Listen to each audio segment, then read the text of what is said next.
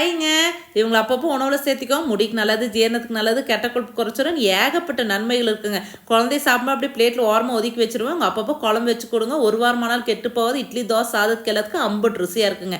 என் ஸ்டைலில் கருவேப்பிலை குழம்பு எப்படி செய்வோன்னு பார்த்துருவாங்களா? அதுக்கு முதல்ல 2 கைப்பிடி கருவேப்பிலை நல்லா கழுவி காய வச்சுங்க. ஆறின பிறகு எடுத்து எண்ணெயில் பொரிச்சு ஆறின பிறகு மிக்சியில் நல்லா நைஸ் பேஸ்ட்டு அரைச்சி வச்சுக்கோங்க. அதுக்கப்புறம் ஒரு மண்சட்டில் கொஞ்சம் நல்லெண்ணெய் விட்டுக்கோங்க. கடுகு வெந்தயத்தை போட்டு பொரிய விட்டுருங்க. அதுக்கப்புறம் 4-5 வரமிளகாயும் போட்டுங்க. 5 பல் வெள்ளைப்பூண்டு போட்டு பூண்டு லைட்டாக கலர் மாறின பிறகு ஒரு கைப்பிடி சின்ன வெங்காயம், 1/2 கைப்பிடி பெரிய வெங்காயங்க. வெங்காயம் கண்ணாடி பத்துக்கு வர அளவுக்கு வணக்கிக்கோங்க. அதுக்கப்புறம் ஒரு கைப்பிடி தக்காளியும் போட்டுக்கோங்க. நல்லா பழுத்து தக்காளி போட்டுக்கோங்க. தக்காளி நல்லா குழைய வணங்குறதுக்கு கொஞ்சம் உப்பையும் போட்டுட்ருங்க. இது தக்காளி வாங்குறதுக்குள்ள ஒரு சின்ன தாளிப்பான கொஞ்சம் எண்ணெய் விட்டுங்க. சுண்டக்காய் வத்தல் நல்லா வணக்கி இதில் போட்டுக்கோங்க. இப்படி போடும்போது நம்மளுக்கு கரசப்பு சேராதுங்க.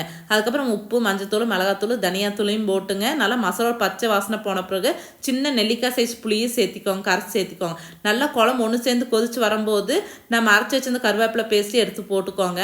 நல்லா பார்த்தீங்கன்னா எண்ணெய் பிரிஞ்சு வளர்க்கு நல்லா கொதிக்கணுங்க. அதுக்கப்புறம் சின்ன கட்டி வெள்ளத்தையும் போட்டுக்கோங்க. உப்பு, புளிப்பு, காரத்தோட குழம்பு அட்டகாசமாக இருக்குங்க. சுடுசாதத்துக்கெல்லாம் போட்டு பிசைஞ்சு போது அம்புட்டு ருசியாக இருக்குங்க. என் சேனல் பிடிச்சிருந்தா like, share and subscribe. Video முடிஞ்சது பயணம் தொடரும்.